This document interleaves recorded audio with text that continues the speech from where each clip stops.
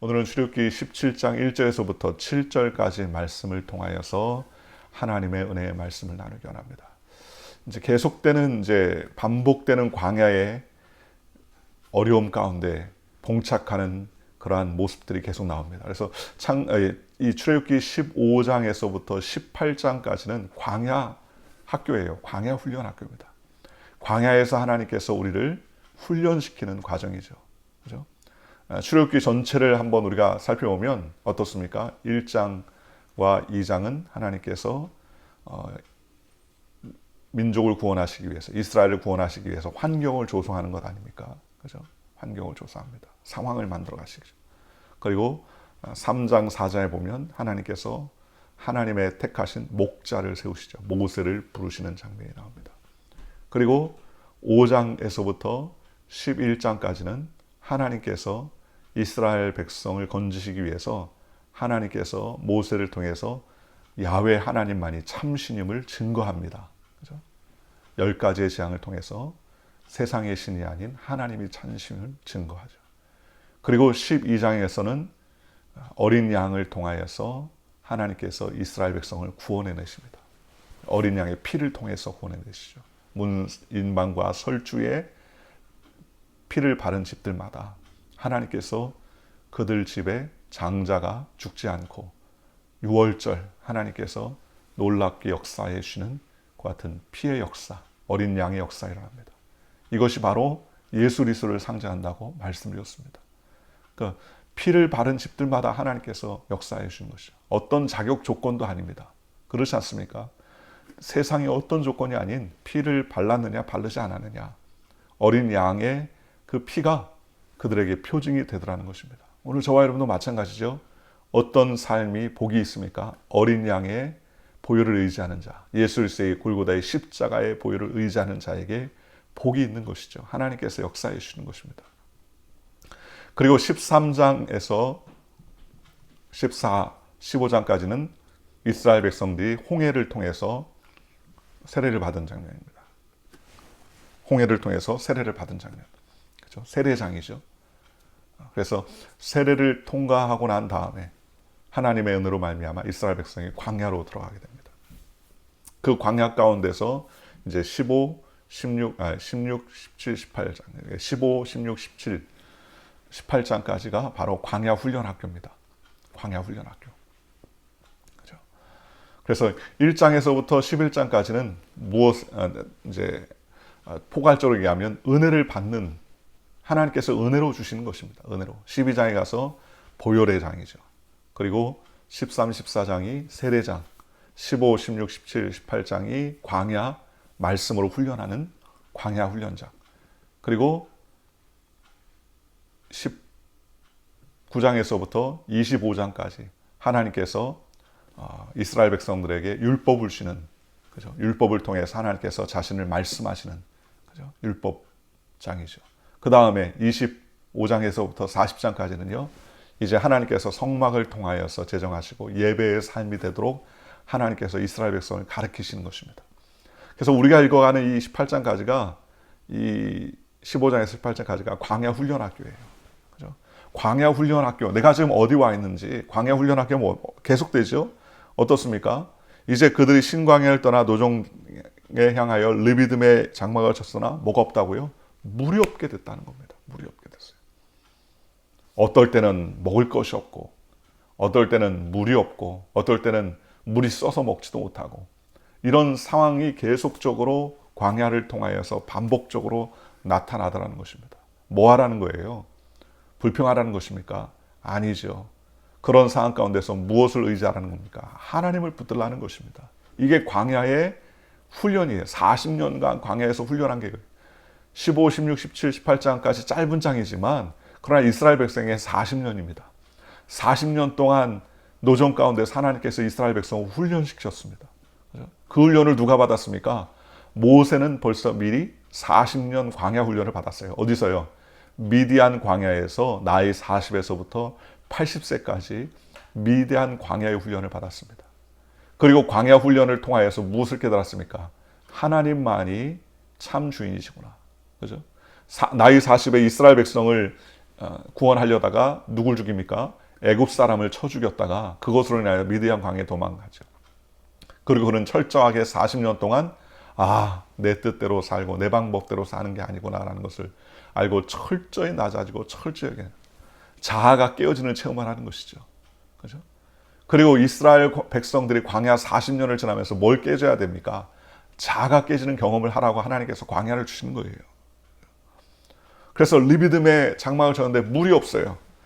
2절에 보니까 백성이 모세와 다투어 이르되 우리에게 물을 주어 마시게 하라. 모세가 그들에게 이르되 너희가 어찌하여 나와 다투느냐? 너희가 어찌하여 야훼를 시험하느냐? 백성이 리비딤에서요 목말라서 화가 납니다.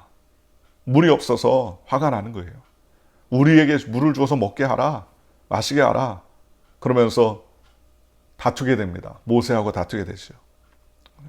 3절에 거기서 백성이 목이 말라 물을 찾음에 그들이 모세에게 대하여 원망하여 이르되 당신이 어찌하여 우리를 애굽에서 인도하여 내어 우리와 우리 자녀와 우리 가축이 목말라 죽게 하느냐. 보십시오. 광야의 훈련 학교에서 이스라엘 백성들의 모습은 어떻습니까? 자신들의 필요가 채워지지 않고 자신들의 삶에 문제가 딱 생기면 어디로 갑니까? 그들의 사고가 다시 애굽으로 갑니다. 뭐라고 말합니까? 왜 우리에게 애굽에서 인도해 냈느냐? 내버려 뒀으면 좋았을 뻔했지 않느냐? 양식이 없을 때도 뭐랍니까? 왜 우리가 여기서 죽어로 죽느냐? 애굽에 있었던 고기 까마 생각이 난다. 그러면서 애굽으로 돌아가자. 그들의 삶의 결론 아닙니까? 계속적으로 반복돼요. 마라의 쓴물을 만났을 때에도 왜 우리가 여기서 목말라 죽게 하느냐? 왜 이렇게 쓴물을 먹고 죽게 하느냐? 불배에 물렸을 때도 왜 우리에게 이런 고통을 가져다 주느냐? 계속적으로 원망과 불평을 하는 것입니다. 왜 애굽에서 우리를 인도해냈느냐? 그죠? 문제가 생기면 어디로 돌아가요? 처음 하나님께서 인도해 주셨던 그 애굽에서 건져내셨던 그 이전으로 다시 돌아가더라는 겁니다. 이게 신앙의 훈련이에요. 신앙의 훈련. 삶의 훈련이죠. 처음에는 은혜 받고 기적을 체험하고 10가지의 재앙을 통해서 하나님께서 기적적으로 행하고 또 홍해수를 건너서 하나님께서 우리를 구원해 주셨다. 말과 끝한 자들을 바다에 던졌다. 여호와를 찬양하라. 그런 찬양의 모습은 간데온데 없고 온데간데 없고 어떻습니까? 물이 좀 없고 먹을 것이 좀 없고 여러 가지 쓴물을 만나고 여러 가지 어려움을 만나니까 어떡합니까? 하나님 도대체 계시냐? 애굽이 낫다. 가지고 있었던 모든 은혜를 어떻게 합니까? 쏟아내더라는 거예요. 쏟아내는 거예요. 은혜를 엎어버리는 것이죠. 문제를 만나니까 지금까지 하나님이 인도하셨던 그 모든 하나님의 역사. 그러니까 하나님께서 이스라엘 백성들에게 할 때마다 뭐하라 합니까? 기념하라. 기념하라. 그죠? 만나 항아리도 만나를 담아가지고 어떻게 하라? 법궤에 넣어라. 모셔라. 대대로 영원히 자손들에게 묻거든 하나님께서 광야에서 이스라엘 백성 이렇게 먹이셨다. 기념하게 하라. 홍해를 건너고 난 다음에도요. 12개의 돌을 취해서 세워가지고 하나님께서 이스라엘 백성 이렇게 인도해 주셨다고 기념하라. 왜 자꾸 기념하라고 합니까? 추억하라는 거예요. 하나님께서 과거에 인도해 주셨던 것을 기념하라는 것입니다. 자꾸 그것을 뭐랍니까? 훈련하라는 것이죠. 훈련하는 것이죠. 문제만 생기면 옛날 왜 나에게 이런 일이 생겼느냐? 하나님 믿기 전의 삶으로 돌아가더라는 겁니다. 이스라엘 백성들이 뭐라고 합니까? 7절에 그가 그곳 이름을 마사 또는 무리바라 불렀으니 이는 이스라엘 자손이 다투었으며 또는 그들이 야훼를 시험하여 이르기를 야훼께서 우리 중에 계신가 안 계신가 하였습니다. 여러분 야훼가 계신가 안 계신가 지금 광야에서 이스라엘 백성들이 지금 따져야 됩니까? 지금까지 하나님이 안 계셔가지고 홍해를 마른 땅 건너지 거내고 이스라엘 백성들에게 보는 앞에서 애굽 백성들, 애굽 병거와 마병들을 탄 정예 부대를 다 수장시키시고 하나님이 안 계셔가지고 10가지의 재앙을 통해서 하나님께서 그들을 인도해 주시고 또 하나님께서 마라의 쓴물을 달게 해주시고 불과 구름 기둥으로 하나님께서 그들을 인도해 주시고 수많은 기적을 보여주셨음에도 불구하고 자신들의 문제와 어려움이 딱 터지니까 어떻게 해요? 하나님이 계신가? 하나님이 우리 안에 우리 중에 계신가 안 계신가? 다투었다. 그래서 그곳을 뭐라고 해요? 무리바라 그랬습니다. 하나님이 베풀어 주신 놀라운 은혜가 있음에도 불구하고 문제만 생기면 원점으로 돌아갑니다. 원점으로 돌아가요. 이게 신앙의 모습이에요. 이스라엘 백성의 신앙의 모습이에요. 왜 이 광야를 우리에게 알려주십니까? 우리의 모습이 그렇다는 거예요. 문제만 생기면 하나님께서 베풀어 주셨던 은혜를 다 까먹고 왜 나에게 이런 일이, 하나님이 계십니까? 안 계십니까? 그러면서 무리바 마치 주님이 계십니까? 안 계십니까? 하나님이 계십니까? 안 계십니까? 낙심하고 낙담하더라는 겁니다. 지금까지 뒤돌아서 보면 하나님께서 굽이굽이 하나님께서 은혜를 베풀으시고 은총을 베풀으시고 기름 부으시고 하나님께서 굽이굽이 인도해 주셨음에도 불구하고 삶의 조그마한 문제를 만나면 이제 다 산 것처럼 인생의 삶이 다 끝장난 것처럼 낙심하고 낙담하고 좌절하고 낙마하고 주님이 계십니다. 계신가 안 계신가 땅을 치고 옛날의 애굽을 추억하고. 왜 그래요? 아직 광야 훈련 학교를 통과하지 않았기 때문에. 광야 훈련 학교. 원망과 불평이 나오지 않습니까? 그러니 이 광야 훈련 학교를 통해서, 광야를 통해서 우리가 뭘 배워야 돼요? 아, 지금 내 위치가 어디 있느냐? 내가 지금 하나님의 은혜를 경험하고 지금 10가지의 재앙을 통해서 하나님께서 기적적인 은혜를 주시고 있느냐? 그건 초보입니다. 초보예요. 지금 중급자 코스를 가고 있는 겁니다. 광야 훈련 학교. 그죠? 아, 예수를 막 믿었을 때는 처음에 하나님께서 이것도 보여주고 저것도 보여주고 기적도 체험하게 하시고 하나님께서 큰 은혜를 베풀어 주셨는데 예수 믿고 신앙생활이 점점 가다 보니까는 그 은혜가 초기에 믿었던 그 반짝반짝했던 은혜가 다 사라지고 매일같이 고난과 역경이 다가오는 것 같고 왜 나는 이렇게 신앙생활이 힘든가 그렇게 낙담할 때 있습니다. 왜 그래요? 그건 초보 때죠. 초보 때. 여러분 갓난아이가 태어나자마자 야, 너 가서 일해라. 마당 쓸어라. 밥할 때 와서 밥 좀 퍼라. 그럽니까? 안 그래요. 그 부모가 아이가 성장할 때까지 다 진자리 마른 자리 다 해줘. 왜요? 아무것도 모르요. 아직 생명이지만 앞뒤를 분간을 못하니까 어떻게 해야. 아버지 엄마가 다 먹여주고 입혀주고 재워주고 그죠? 다 이렇게 하지 않습니까? 은혜의 시간입니다. 은혜의 시간. 그리고 장성하는 거예요. 중학교, 고등학교, 대학교, 직장을 다니면 이제 어떻게 합니까? 지금도 밥 떠주세요. 우유 만들어주세요. 그럽니까? 아니죠. 성장해 나가는 과정이죠. 은혜의 과정을 지나서 이제 광야 학교를 통해서 하나님께서 이스라엘 백성을 훈련하는 겁니다. 가치관을 훈련하는 거예요. 이런 문제도 만나고 저런 문제도 만나고 이런 역경도 만나고 어려움을 만날 때 이스라엘 백성은 어떻게 합니까? 자꾸 원점으로 되돌아가려고 하지 않습니까? 하나님이 계시냐 안 계시냐. 애굽이 좋았다 안 좋았다. 그죠? 애굽의 삶이 더 좋다. 그쪽으로 돌아가자. 말끝마다 나오는 게 이 광야의 모습에서 나오는 게 이들의 이 가치관입니다. 이것을 하나님께서 훈련하시기 위해서요. 훈련하시기 위해서 이 광야 훈련 기간을 하나님께서 만들어 오신 거예요. 오늘 저와 여러분도 마찬가지입니다. 우리가 신앙생활 때 늘 해피하고 좋고 기적적인 일들만 착착착착 나오느냐? 그렇지 않죠. 삶에 있어서 쓴물을 만나는 일이 생기기도 하고 물이 없어 목말라하기도 하고 먹을 것이 없어가지고 삶의 경제적인 어려움으로 고통스럽고 고통받고 어려울 때가 있습니다. 그럴 때 우리가 어떻게 해야 됩니까? 그럴 때 우리의 모습이 어떻습니까? 하나님이 계십니까? 안 계십니까? 모세를 원망하고 좌절하고 낙마하고 그게 우리의 모습이에요. 현주소예요. 지금 어디 있는 거예요? 광야 훈련학교에 있다는 거예요. 요셉을 보십시오. 요셉이 어린 나이에 17세 정도 되는 나이에 형들에게 모함을 받고 애굽에 팔려갑니다. 종으로 팔려갑니다. 왜 나에게 이런 일이? 아버지의 품에서 귀한 자식으로 인정받고 사랑받고 색동옷을 입고 남들보다 더 형들은 다 양치러 가는데 집에서 금이야 오기야 애지중지 키움받은 요셉이 갑자기 형들에게 시련을 받아가지고 애굽에 팔려갑니다. 누가 보더라도 이럴 수 있냐? 라고 말할 수 있지 않습니까? 그리고 거기 가서도 어떻게 합니까? 보디발의 집에서 최선을 다해서 삶을 사는데 오히려 돌아온 것은 모함이요. 오히려 그것으로 인하여서 더 큰 시련과 환난을 받았습니다. 그런 시련과 환난 가운데서도 감옥에서도 열심히 삶을 살았는데 그럼에도 불구하고 빛이 보이지 않았습니다. 나중에는 하나님께서 그를 높이시자 그가 애굽의 국무총리가 됩니다. 모든 것을 다스립니다. 그리고 요셉은 깨닫습니다. 아, 하나님의 뭐예요? 계획이셨다. 하나님의 준비하셨다. 그래서 형들한테 그러지 않습니까?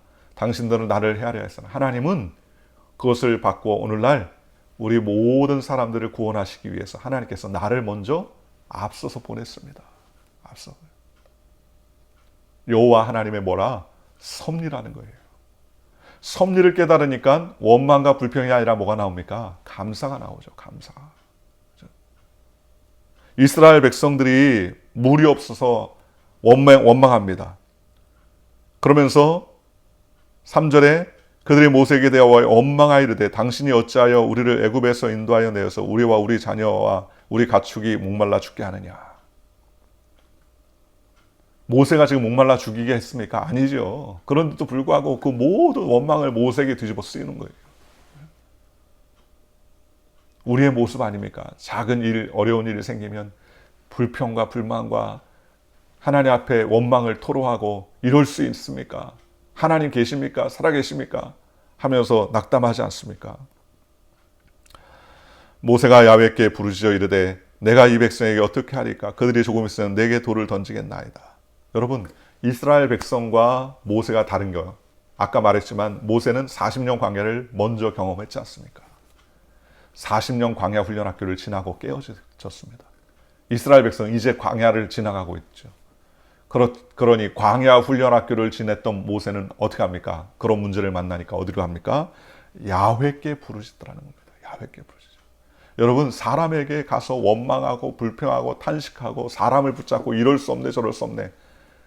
우리가 신앙생활 하면서 성숙해지면 사람을 붙잡고 토로하지 말고 누굴 붙잡아야 돼요? 하나님께 붙잡아야 됩니다. 다윗 보십시오. 다윗 시편에 보면요, 어마무시한 정말 말도 안 되는 그런 저주시들이 나옵니다. 그 저주시의 내용이 어떤 것은 이런 내용도 있어요. 하나님, 그 원수의 자녀를 하나님께서 고아로 만들어 주시옵소서. 그 아내를 과부로 만들어 주시옵소서. 하나님, 번개는 놔둬서 뭐합니까? 하나님, 뼈를 꺾어버리십시옵소서. 그 사람을 뼈를 꺾어버려. 지금 누가 누구에게 얘기하는 거예요? 다윗이 지금 그 사람들한테 얘기하는 게 아니라 다윗이 누구한테 얘기하는 거예요? 하나님께 이야기하는 겁니다. 하나님께 기도하는 거예요. 하나님, 죄를 용서해 주옵소서가 아니라 하나님 앞에 자신의 심정을 토라는 거예요. 하나님이 이럴 수 있습니까? 그죠? 토설하는 것이죠. 하나님께 모든 것을 토설하는 것입니다. 사람에게 하는 것이 아니라 하나님께 하는 거예요. 그러니 다윗이 어떻게 합니까? 다윗이 압살롬 아들의 손길을 통해서 그가 왕국에서 도망칠 때 시므이라는 사람이 다윗을 저주하지 않습니까?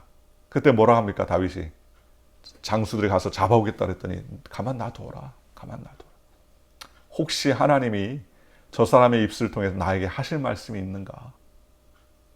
또 두 번째는요, 자기가 이렇게 사람들에게 멸시받고 모함받는 모습을 보고 하나님 나를 혹시 불쌍히 여기지 않을까? 두 가지로 이유 때문에 그 사람을 내버려 두라는 거예요. 보통 사람 같으면 어떡합니까? 그래, 당장 잡아와라, 목을 쳐라, 그렇겠죠. 그러나 이 광야를 훈련받은 다윗의 모습은 어떻습니까? 그 말 속에서도 하나님이 나에게 하실 말씀이 있는가? 나의 이 환난의 모습을 보면서 하나님이 나를 불쌍히 여기시지 않을까? 그렇게 뭐예요? 하나님을 의지하게 되더라는 것입니다. 하나님께 토로하는 거예요. 오늘 우리가 문제를 만나고 어려움을 만날 때 원망과 불평과 탄식과 사람에게 손가락질하고 왜 이럴 수 있습니까? 저럴 수 있습니까? 낙담하지 말라는 겁니다. 하나님께 나아가라는 거예요. 하나님께 토로하라는 것입니다. 오늘 저와 여러분도 마찬가지입니다. 우리가 문제를 만날 때 이럴 수 있습니까? 저럴 수 있습니까? 우리가 지금 제일 당면한 게 코로나의 문제 아닙니까? 코로나 상황, 코로나 블루, 코로나 우울증이 다가옵니다. 경제적인 문제, 여러 가지 삶의 문제가 다가옵니다. 그럴 때 하나님 계십니까? 안 계십니까? 이건 신앙의 뭐예요? 기초예요. 기초, 초보의 모습이라는 겁니다. 아, 하나님이 이런 상황에서도 우리를 인도하고 계시다. 확신하며 합력해서 선을 이루어 주신다. 믿음으로 달려가는 것. 이게 광야를 통과하는 신앙인들의 모습 아닙니까? 모세가 야훼께 부르짖어 이르되 내가 이 백성에게 어떻게 하리까? 그들이 조금 있으면 내게 돌을 던지겠나이다. 야훼께서 모세에게 이르실 때 백성 앞을 지나서 이스라엘 장로들을 데리고 나일강을 치던 내 지팡이를 손에 잡고 가라. 하나님 뭐라 하십니까? 백성 앞을 지나라. 하나님, 백성들이 이제 나에게 돌을 던질 것 같아요. 그런데 하나님 뭐라고 그랬어요? 백성 앞을 지나가라. 생명의 주관이 생명의 주권이 누구에게 있다? 야훼 하나님에게 있다는 거예요. 사람이 돌 던진다고 피해고 돌아다니고 원망과 불평 들었다고 같이 낙심하고 주저앉아 있느냐? 그게 아니라 백성 앞을 지나가고 장로들 데리고 뭐하라? 나일강을 치던 내 지팡이를 들고 손을 잡고 가라 그랬습니다. 어디로요? 호렙산 반석이 있는 곳에 가라는 거예요. 그리고 거기서 그 반석을 치라. 그곳에서 물이 나오리니 백성이 마시리라. 모세가 이스라엘 장로를 목전에서 그대로 행하니라. 기도하는 백성, 기도하는 하나님의 사람 어떻습니까? 이렇게 달라요. 문제를 만날 때 원망과 불평이 아니라 하나님께 부르죠. 모세의 모습 아닙니까? 마라의 쓴물을 만났을 때에도 수르 광야에서도 마찬가지, 홍해 앞에서도 마찬가지. 백성들이 원망하고 불평하고 탄식할 때 모세는 어디에 서 있었습니까? 여호와 야훼 하나님 앞에 섰더라. 부르짖고 기도했다 그랬습니다. 부르짖고. 이게 성숙한 신앙의 모습 아닙니까? 오늘 저와 여러분이 어디를 찾아야 됩니까? 문제를 만나거든, 어려움을 만나거든 누구를 찾아라? 하나님을 찾으라는 거예요. 부르짖으라는 거예요. 하나님께 토로하라는 거예요. 조그마한 문제를 만나고 삶의 어려움을 만났을 때 이제는 세상 다 살았다, 죽고 싶다, 주님이 계신지 안 계신지 모르겠다, 낙담과 낙심하지 말고 하나님께 간구하며 주님께 나아가라는 것입니다. 하나님께서 책임져 주실 것이라는 것입니다. 하나님이 반석을 통하여서 이스라엘 백성에게 큰 은혜를 베풀어 주셨습니다. 오늘 저와 여러분들도 지금 우리가 광야길을 가는 것이죠. 광야길을 가면서 문제와 어려움을 만날 때 낙심과 낙담하지 말고 오직 주님을 바라보고 하나님을 묵상하며 하나님께 가까이 나아가 우리의 입술에서 원망과 불평을 제하고 하나님의 기뻐하신 일들을 감당해 나가는 저와 여러분들 되시기를 주님의 이름으로 간절히 축원합니다. 기도하겠습니다. 좋으신 아버지 하나님.